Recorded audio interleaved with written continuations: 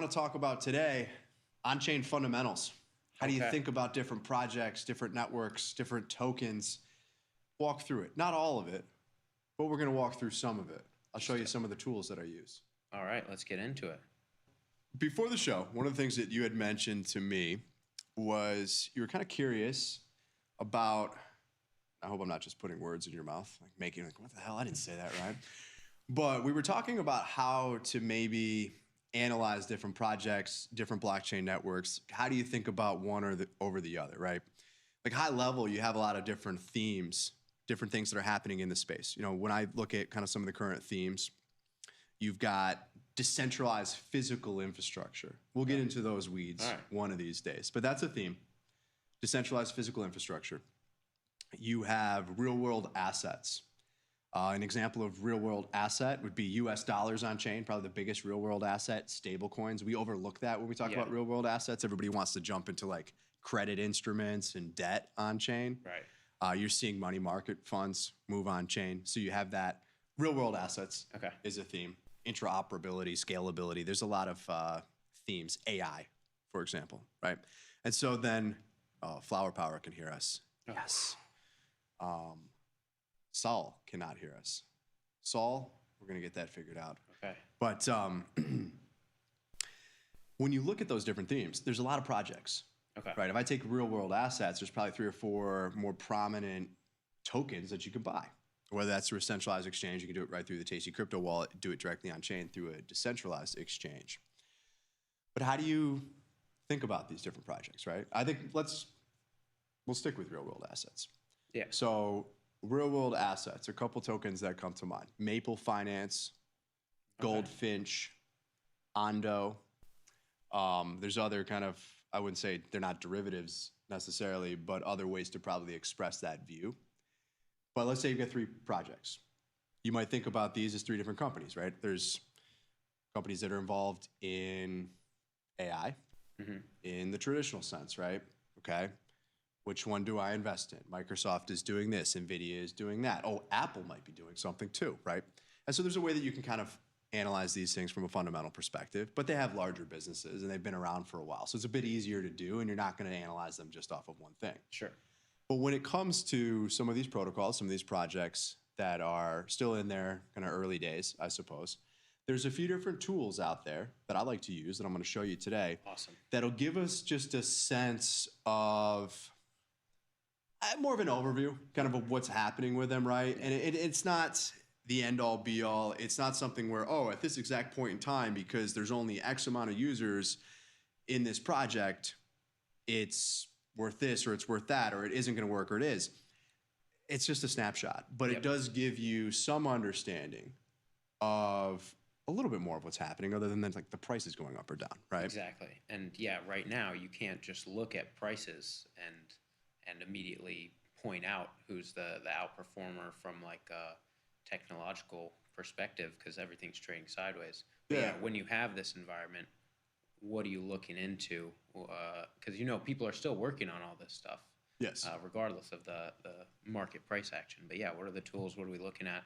How do we dissect who's doing what in this space? Let's do that. Let's jump back into the browser. There are a couple of tools that I use quite frequently. These are not the only ones, but I want to walk through a couple of them and just talk about some high-level metrics that we might want to pay attention to. And the first one that I want to bring up here is Defi Llama. Okay.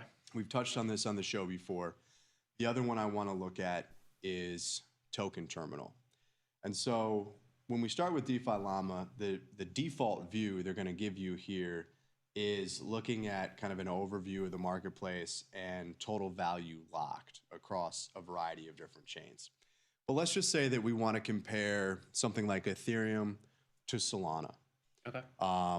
Many similar use cases, similar applications in some cases, right? You've got decentralized exchange on Ethereum. You've got decentralized exchanges on Solana.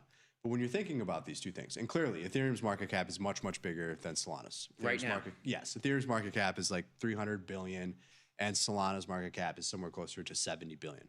So there's also that argument that, oh, it catches up at some point in time. And it's a function of time too, right?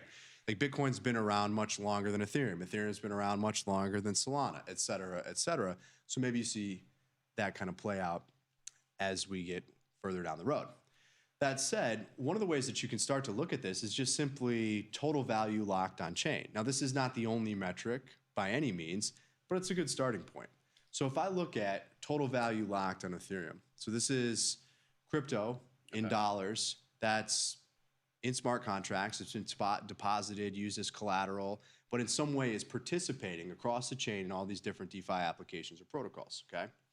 So right now it's at 49.8 billion in TVL. Not bad, right? I mean, I don't really have a lot of context for that. You compare it to— You have more than I do, yeah. Well, you compare it to the traditional financial system, and obviously it's very small.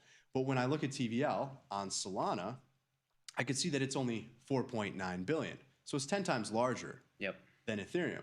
But I might be more concerned with, is it growing or not? Is capital moving onto this chain, into these protocols to participate, for staking, for providing liquidity on decentralized exchange? Ultimately, it's going to be a function of users.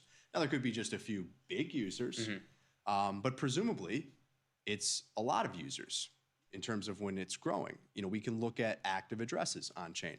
And I know that, per usual, we're going to run out of time here on the show, Glenn, but this is one of the places where you can start. So DeFi Llama is great. You can search for different protocols, different projects, whatever it is. If they have data around it that you're looking for, you're going to be able to find it here. And you can see some of these metrics around the token itself as well as on chain. And this is where you can compare different chains. You can look at a lot of different categories of use cases too. This is another area that I like to look into. So when we just kind of look at what are people doing, where is that capital that's locked up on Ethereum? Okay. Liquid staking across 183 protocols, and 40 billion of it is in liquid staking.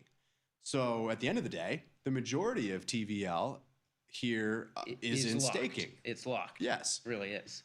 You have lending, you have bridges from one chain to the other, you have decentralized exchanges that we've been talking about, and you can see the combined TVL there.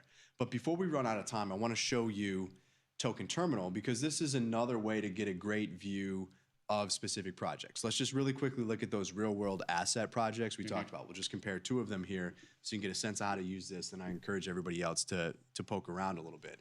So Maple Finance is on-chain credit instruments. So this is debt on-chain. And when we look at this here, we can get a good sense of everything from the volume of the token that's traded on a daily basis. We can compare the market cap. So you have a fully diluted valuation. If all the tokens that exist were in circulation, what would the market cap be? Interesting. Versus the market cap of the tokens that effectively make up the float, right, or that are in circulation right now. So you can look at it from that perspective. You can look at it over different time frames. You can look at this, apologies, I don't have this view set up the way that I want it to be. But you can look at the revenue that these different projects are bringing in. I talk about fees being generated off of Uniswap. If I want to compare two different decentralized exchanges simply based on which one's generating more fee revenue, I can do that here with Token Terminal. And so there's a lot of great data in here. We're going to spend a lot more time on this in the future as we start to compare different tokens, different projects, and get some ideas for things we want to put some real money into. But this is one of the places where you can start, and you can compare these different tokens based on what I think is fair to call real fundamental data, right? Sure. If we've got two things we're interested in investing in, they have similar use cases, one place to start might be, well, which one has more users? Yep. Maybe they have the same. But if I see that there's 2 million active addresses on this chain and this protocol, this is just an arbitrary number, versus there's 20,000 over here, I might lean towards the first one. It doesn't mean it's necessarily a better investment or that it's fairly valued. But in the same way that you want to understand whether company XYZ has subscribers from their service or is selling X amount of product, definitely, you would look at this the same way. So Token Terminal, DeFi Llama, we're out of time. Maybe we spent too much time talking about a market that hasn't moved very much. That's But all right. if anybody has any questions on any of this stuff, feel free to either drop a comment on our YouTube channel, Tasty Crypto, on the video as it's going to be posted here tomorrow, or hit us up on Twitter, send me an email. I don't know, call us maybe, call the trade desk and ask for Ryan. But seriously, if you have questions, you want to talk about this some more, would love to engage with everybody. So Ryan at Tasty Crypto or Ryan.Grace@TastyLive. You can shoot me an email. As always, appreciate everybody tuning in here for the show. We will put this recording up on the channel. But that's going to do it for our show. Glenn, thank you for coming on here today. Thank you. I gotta look into DeFi Llama. Yeah. Gotta look some other places and see where the action is, and hopefully we'll get that pop next week. I have a good feeling. We get I have that a good pop. feeling next week. All right, we'll leave it there. We'll be back next week on Monday. Until then, I'm Ryan. I'm Glenn. Peace.